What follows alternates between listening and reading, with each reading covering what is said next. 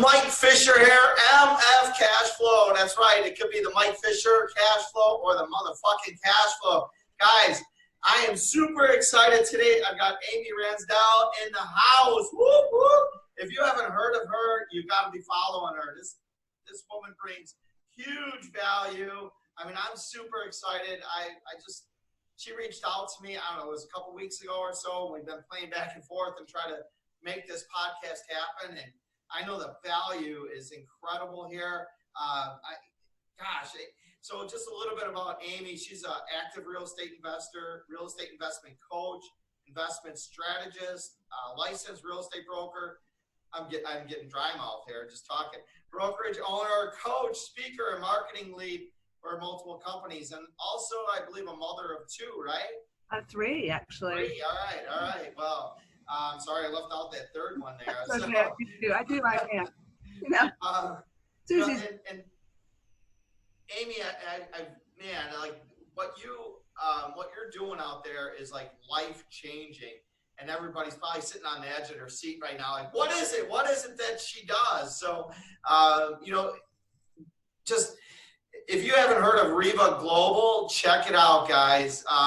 It's a virtual assistant provider, is about as basic as I can put it right now. But Amy is full of knowledge here. She's just going to be like, I'll just unleash her, and she's going to be like, blah, blah, blah, blah, blah.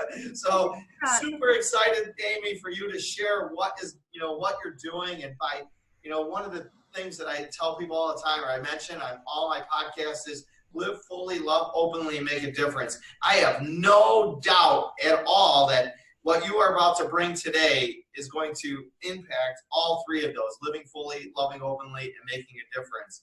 And personally using a VA, and man, it's helped me tremendously. I've used VAs throughout the years that I've been in business, and I'm super excited just for you to share with people what it is exactly what REVA Global does. This is so freaking awesome. So how did you get involved in this to begin with? Well, boy, that's a long story. I'll give you the most version. So I have the founder of REVA Global. His name is Bob LaChance. And several years ago, basically there was kind of a mastermind scenario going on. And a lot of us were talking about the fact that it's really challenging to find virtual assistants, or we were struggling with it, or we were struggling to scale. We were not quite certain about outsourcing and how and could we do the outsourcing. And so hearing all these challenges, hold on one second. This is recorded, right? Yeah. So whoever's editing, I'm going to get them to stop. You ready to answer that question?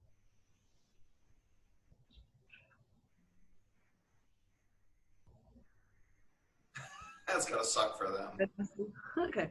All right. So to re-answer that question. All right. So how did REVA Global get started? How did I get involved in this? Well, okay. So it wasn't my plan, but is in my space. And the company was founded by someone who I absolutely adore. I've worked with him for many, many years. His name is Bob LaChance. He's the CEO. And years ago, he had gotten together at a mastermind, and we were all talking about challenges that our coaching clients were having all over the country, having our own businesses, to find ways to outsource efficiently, outsource without challenges, find good virtual assistants, lots of horror stories. And so kind of it just boiled down to, hey, well, what if we just do it ourselves? Let's go. We know what we need. We know how it's done well. So let's just go do it. And so REVA Global was born. And then about a year and a half ago now, I think, Bob and I had been working together on projects for like 17 years. And he called me up and he's like, this is your space. Like, this is what you do. I need you at another level with REVA. And I said, okay. So I went from loving REVA Global to actually getting more involved on an executive level. But it's an impact company. I tell people all the time, we're not a virtual assistant company. We are a company that provides people time, freedom, scale, and efficiency. Right. Yeah, absolutely. So what is, like, when you say time, freedom, scale, and efficiency, let's take each one of these points. Before we started, I was like, man, it's kind of like really just laid out perfectly here. So the time frame, our most valuable asset is our time, as far as I believe. I mean, and people say, well, if I can only create more time, or another like me, clone me, right? Like, the reality is that you can, and you can do it very efficient on the other end of it, and it's very scalable. And by doing all that, you get the freedom that you want so that you can scale and be the visionary or whatever it is that you want to do in your company. Or maybe it's just like, hey, screw it, man. I just want to spend more time with my family or boating or whatever it is. Maybe it's not growing a company. But that is the biggest thing for me is if I want to scale, I need to create more time, right? And so how does that, like, how tell me a little bit about how REVA is operated. Is there anybody here that is in the States that works for you guys? No. Well, yeah. Well, I don't know how to answer that. Yes. All tiny handful that actually work here on U.S. soil. I have a gentleman here in my office who's awesomely talented, Preston. People who come through the REVA track, it's sometimes good to meet Preston. He runs marketing with me here in Atlanta, Georgia. And then our executives, Beth and Bob, are in Connecticut. But the rest of our talented rock star team, almost entirely, are actually in the Philippines. That's so awesome. Yeah, it's amazing. So like we literally walk the talk of what we do. Our VAs we're running our company virtually. Yeah.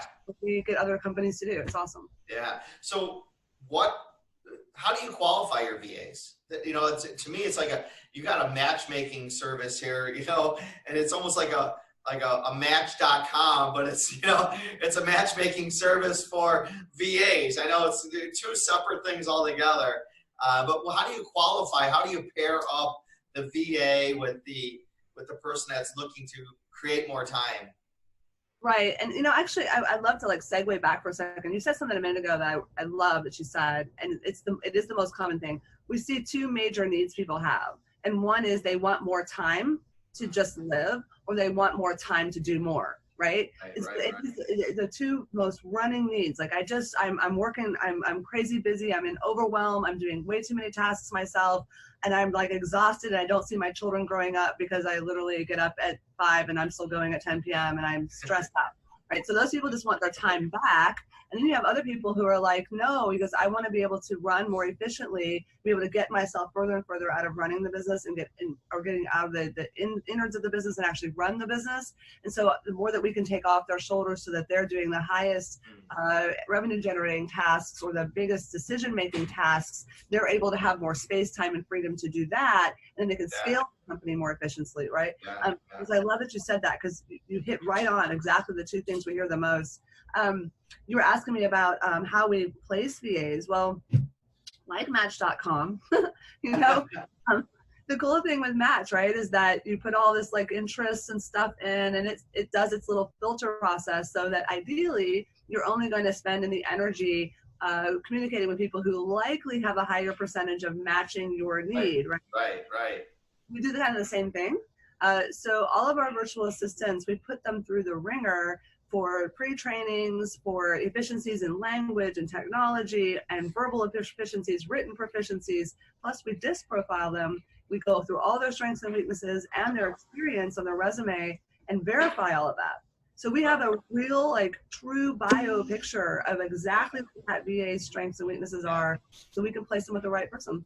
And that is super valuable. So I know there's websites out there that let VAs go to from all over the world and project themselves out being this person of whatever it is that they're being the professional of. But how the hell do you know that they're really the professional at it? Just because they put it on there doesn't mean that it's the truth. But right. You're actually putting these people through the test and qualifying them so that you're not like setting, like for myself, you wouldn't set me up for failure. And then, you know, because you can't do that over and over again and be successful. Like, you know, like REVA, it's just not going to happen. So, no, we want that result for you. Like, you get the right person, they stay with you for a long time. Yeah.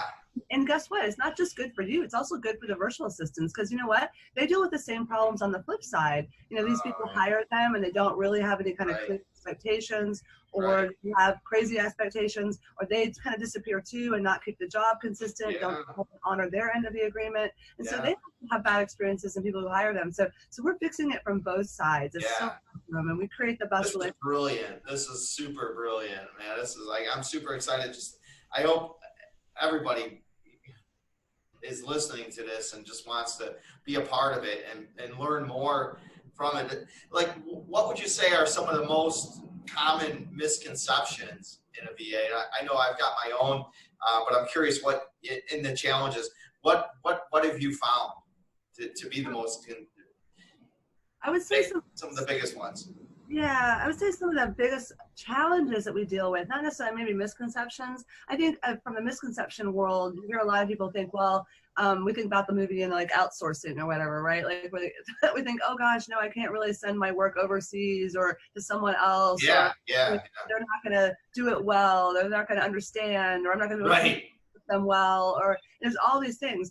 But the reality is that with technology the way it is now, Yeah. anything that can be done by the phone or the computer, which is 90% of what we all do, Right. can really be done from anywhere. So Right.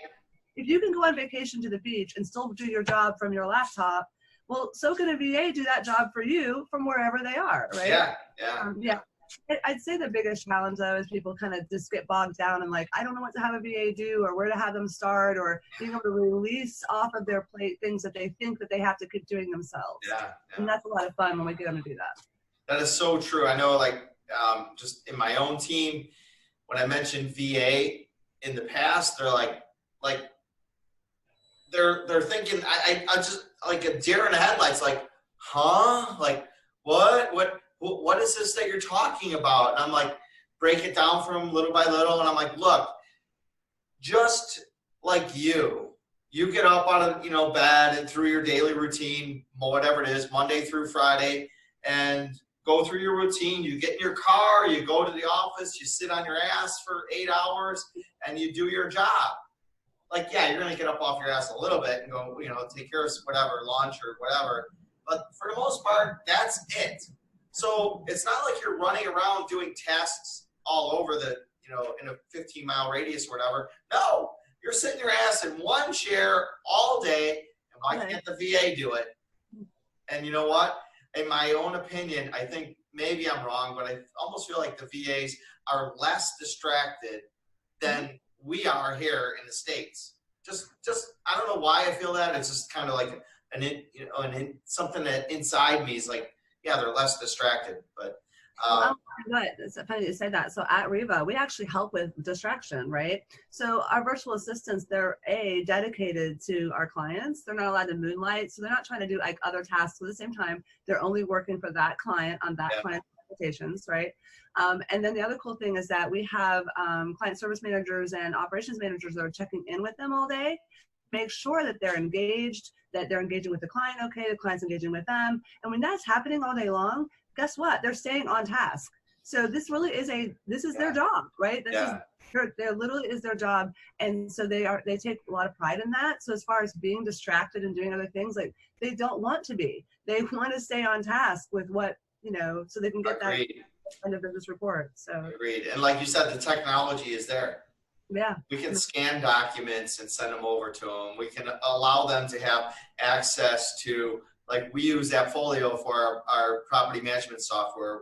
We can allow limited access, whatever we feel, because each person's different, the access level, and they can input stuff into it. They can also send out stuff to the tenants. It's amazing what can be done. Like, it's literally no different. It's just I call it a bullshit belief right up here.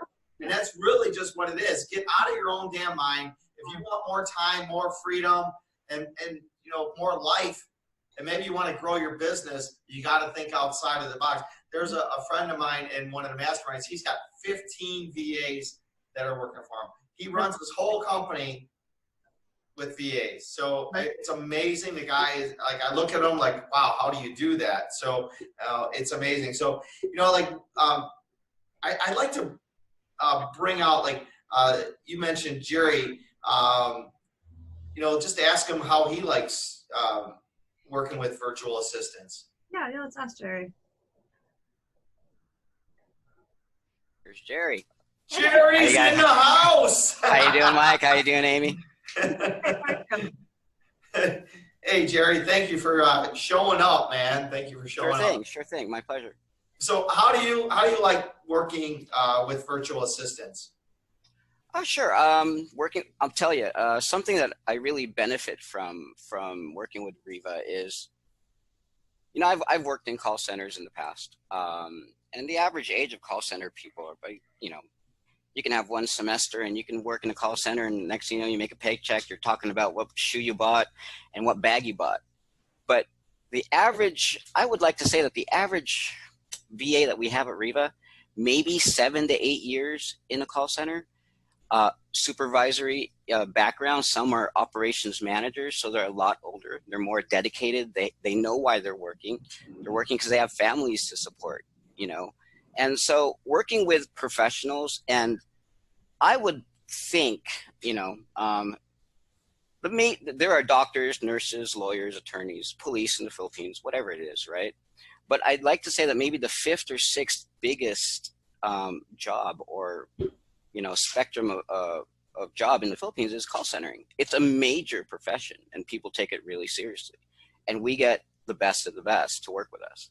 Yeah, because of the screening. I mean, Amy brought it up. I mean, it's rigorous, plus the training. My goodness, you know. And then you get right, and then you get someone like me that has expectations, that has the relationship with the client, and my job's on the line to make sure that the VA is up to par as well. So yeah, I mean, it's a giant responsibility. Yeah, well, it sounds like it. I seen you break a bead of sweat up there when you were talking about being qualified. Oh yeah. You know, I had to go through the qualifications too. Trust me. Right. I love it. That's right. Awesome, Jerry. So, being a team member right here in the U.S., like, how is the communication back in the Philippines? How does that work for you? Is it you know, like, are they working the same hours as you know, here in the States? Because, you know, like, I don't even know what the time difference is, but it's pretty significant. You know, how does that work? Well, I'm going to go ahead and do the reveal now, because I don't want to kind of trick you. I'm in the Philippines. Come on! I swear. I was born and raised in Los Angeles. I've been in the Philippines 10 years, since January 10th. It was my 10-year anniversary here in the Philippines. Wow. I came here to start a business, fell flat on my face, and then started working in a call center. Worked for, you know, American Express, Comcast, big accounts. So what's the time difference? All right, I believe your Eastern time. It's 11:34. We're what? 13 hours ahead Eastern time. So it's 12:34 in the morning to us. Oh, God. It's dark. If I went outside, it's pitch black. But because people are accustomed to working in call centers, and because 90% of the clients are American, then they're so accustomed to working this schedule. It's nothing to us. Really? That's just the common thing, right? Right. So the bars are empty. There's no clubs that are, you know, very little clubs in the Philippines around these call centers. Yeah, you're right. At nighttime anyways. During the daytime, yes, the clubs are open probably, right? Right, but you know, it's not the clubs, Mike, that really how we benefit the VA. We benefit the VA because, I don't know if you saw a report, but Manila has the worst traffic in the whole world, not just Asia, in the whole world. Is that right? Wow. And I'm from LA, and I can say, yeah, you can walk here an hour faster sometimes than you can drive in a car. Yeah. And, you know, some people commute 2 hours to work, 2 hours back. That's 4 hours a day. That's 20 hours a week. That's almost a day in your life, you know, in a week. And you do that times 4 in a month, times 12 in a year. And now you wonder why people want to work at home. Right. And then like me, I get to see my 4-year-old and my two-month-old grow like grass. I mean, seriously, I mean, I would be missing a lot if I were to, let's say, do what I used to do. So it's kind of it's the great aspect of working at home. Yeah, Jerry, thank you so much. And by the way, I mean, your English is spot on. And I think that's like a fallacy that a lot of people also have, that bullshit belief right here, right? That they're like, oh, the language barrier. Like, Jerry, there's no language barrier. You're communicating 100%. I mean, clear, no problems. And I know just with the onboarding process, it's with you guys, it's been 100% spot on. That English is like, you wouldn't know. And it's like sometimes, you know, like I've called Amazon or something. I'd be like, hey, where are you at? They're here. You know, like yeah. Philippines, you right. know, like, damn, your English is better than most people that live here in the States, you know? It's right, like, right. Wow. So yeah, I mean, it's polished, it's perfect. So anybody that's thinking like, wow, so I had a VA from India, and you know, like for years, and I just really, he didn't have to communicate with clientele or anybody, just me. Mm-hmm. And I'd be like, say again. Sorry, say that again. I right. spent Mike, a third of our awesome. conversation saying that. Say right. again, say again, say again. And it just didn't work out. But the fact that, you know, you have call centers there, you know, like you have to be polished. You have to know how to speak fluently, and you're bringing it. You look at the value right there in itself. So super excited, man. Like, guys, I just want everybody just to hear Jerry speaking again. If you got to go back and listen to him, like his English is perfect. Damn. Yeah. Thank you. So, yeah, you're welcome. So Jerry's one of we love him. We have an entire staff at the executive level at REVA, and they're just amazing. Jerry, thank you for joining us today. My pleasure. Absolutely. We absolutely love it. Jerry's just he's a rock star. He's an example of what we want at REVA. One of our core values is family first, which Jerry's able to really enjoy that part of that aspect too. And we bring in the best of the best because we give them a family environment to do what they're doing. And so it's thank you. Great job screening them, Amy. Totally. Thank you so much, Jerry. Thanks, Mike. Thanks, Amy. Got to get back to work. Crack that whip, man. All right. Bye-bye now. Bye. So, Amy, that was awesome. Thanks for bringing on Jerry there. That was freaking awesome. Yeah. So that will solve a lot of people's fears, like right there, like that. You know, Jerry's highly educated. He is highly driven. He is, you know, he's assertive. He's creative. He's you know, point. He's dedicated, and he sounds amazing on the phone. His communication is off the chart, and that's what you can get in the Philippines, but only if you do work through a company that's also measuring that for you. So we know. Yeah, and that's a huge factor. Now, somebody may be thinking right now, well, hey, I heard Jerry lived in LA. That's why he speaks so well. So my challenge is next time you call Amazon or any other person that you have like a call center, ask them if they ever left the country. Because I have, and they'll be like, no, unfortunately, I've never left the country. A lot of them actually have family here in the States. And that's probably why Jerry was here, because he had family here in the LA area. So, you know, we have I think in the onboarding process, you met another one of our virtual assistants named Willie. And and so Willie has English just like Jerry. Her English is just strong. Works in our onboarding sales front office. And I have a lot of people who will talk to her who are people who I know. And then they'll call me later and be like, oh man, she's awesome. How'd you find her? Like, they lives in Atlanta and works here. I'm like, no, honey, she lives in the Philippines. But you would never know it because our communication is just so on point. The cool thing about the Philippines, you know, they love American culture. They really love it. So not only do they have great English speaking skills, which English is one of the national languages in the Philippines. So they all learn it as a young child. It's part of their education process. But not only that, but they love American culture. So you put that together, they can also relate to you and to your clients because they actually understand it. And so I'm blessed to get to communicate all day long with a bunch of our VAs. They send me the funniest like jokes. A lot of it's American culture type stuff, right? It's great because they really do get what's here. So again, communication is not just verbal; it's also on a deeper level than that. That's deep. That's what you just said there is really deep because my background is remodeling and new construction, and I've hired one guy in particular. He was from the Dominican Republic, hard worker. His English back, when he first came here really wasn't that great. Communication was rough, but then we got to know each other and he started telling me some jokes. And I'm like, yeah, I don't get it. It's not funny. He goes, but in the DR, it's funny. I'm like, yeah, but it's not really funny here. Right, so there's still a different act, right? Yeah, so if you got somebody that understands the English language that can tell you a joke, that's a whole nother level of communication that I didn't even know, like, it was an issue. We have massive rapport with our VAs. Like I get cracked up all day long with the teams that I work with, and I sometimes forget that they're just communicating with me virtually. Because, you know, Preston, I see him every day in my office, but he'll text and glip with me all day long when I have like a property day or something. And so I'm still communicating with him virtually, right? Yeah. It's the same thing, right? So sometimes I forget that they're not just right around the corner. It's the same thing. They communicate with me live through the whole day, which is just awesome.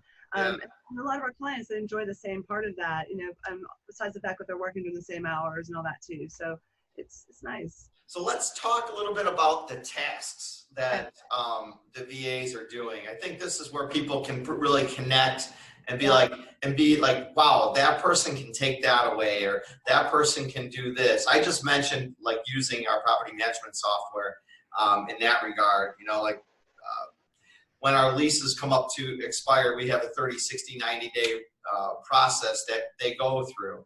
So like, give some examples of what you see, some of the most popular ones, I guess, that you're seeing VAs that are freeing up the time here in people in the States. So a lot of the listeners for your podcast are in the real estate world. And so let me focus on some of like the most commonly needed tasks by people in real estate professionals. So categorically, our biggest clients in the real estate professional world are property managers, our real estate brokers, and our real estate investors. And our property managers, just like we said, I mean, tenant screenings, contractor, you know, appointments for bids and repairs, you know, all that kind of can all be handled by VA. Onboarding of tenants, application processing, all that kind of stuff. Again, it can all be done by virtual assistants. But for our real estate investors, I'd say probably the most common tasks for them are cold calling, outbound. So a lot of, you know, that's a big trend right now. Pull the list, skip trace it, make those outbound calls. And oftentimes when you hire someone in your office, like they get tired of it a couple of days in, and there's like, you know, busy signals and crap that you have to go through. Yeah. The virtual assistants, that's their jam. That's what they're doing, right? Yeah. So have them do the cold calling, follow-up calls. That's a huge one. I don't care if you're a real estate agent or an investor. We all have that challenge. We do a really good job of generating a bunch of leads. We have to spend a bunch of money to generate a bunch of leads. Maybe we even buy leads, right? And then we have this like pile of leads, and then we never do the follow-up calls. And right. Yeah. And it's most important, most important, right? Like 70% of the deals I close are going to come from the ones I followed up on, but then I follow up. So I'm just my income. So follow-up outbound is really huge by a lot of our clients. Social media management, I mean, it's a big one, which we I put that in a bucket of like marketing, branding, social media, content management. Like this podcast, we have VAs who like can edit the podcast or, you know, help syndicate it, post it in different locations. All that can be done by a VA. Yeah. I would say property research is another big one. You know, pulling comps, writing offers or sending letters of intent. Amazing. Wow. It's really anything. In fact, I have somewhere, I have like this big long PDF we made. Like we went and interviewed all of our clients and we're like, what are you having your VAs do? And then we asked all of our assistant managers, what are the VAs being asked to do, right? And compiled this like giant list. Stopped us because we're like, oh my God, yeah, like that can be done by a VA. Check. Right. That can be done by a VA. Check. Yeah. So it's pretty cool. Yeah. I've gone back to my team a few times and asked them like, I don't want it would be great to have an exhaustive list of, because I think there's partially afraid of like, oh, I won't have a job, you know, because I sell it so much that it's like, oh, I won't have a job. No, we're growing, you know, but you'll have a job. We're growing.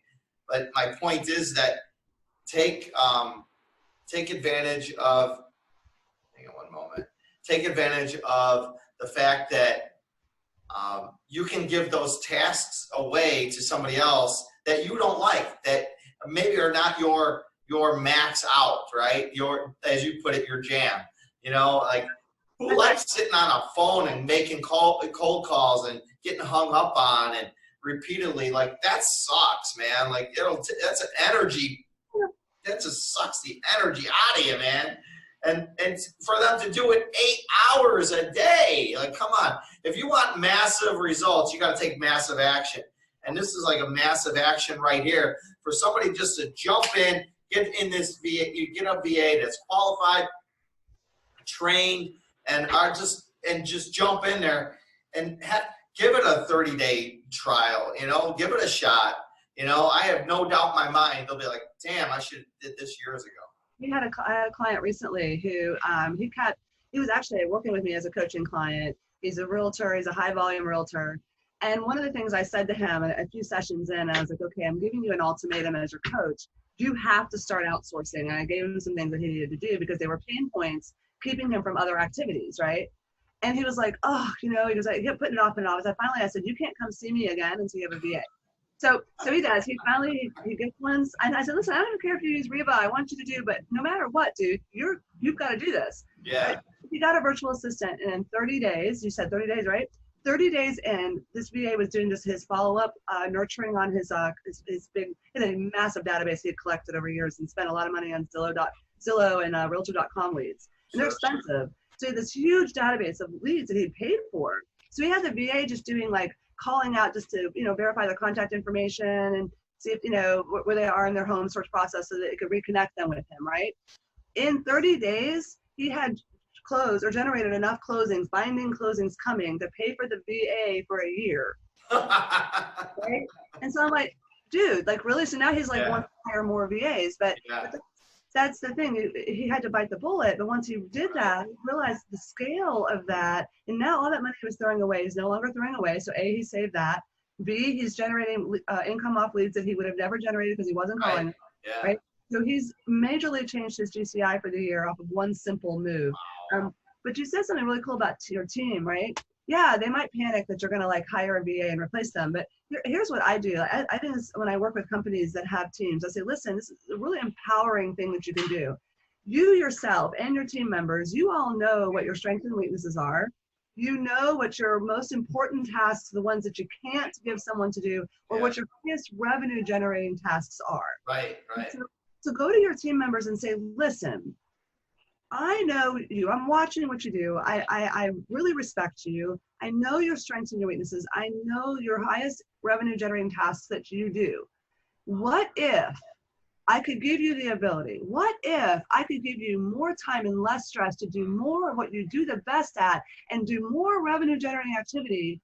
Would that make your life better? And if when they say yes, to say, okay, great. Now, list out for me only the things that are keeping you from having more time to spend being revenue generating. And when you do that, it takes the fear away. Now it's empowering. Now they're excited. They're like, oh wow, now I can go do even more with my job.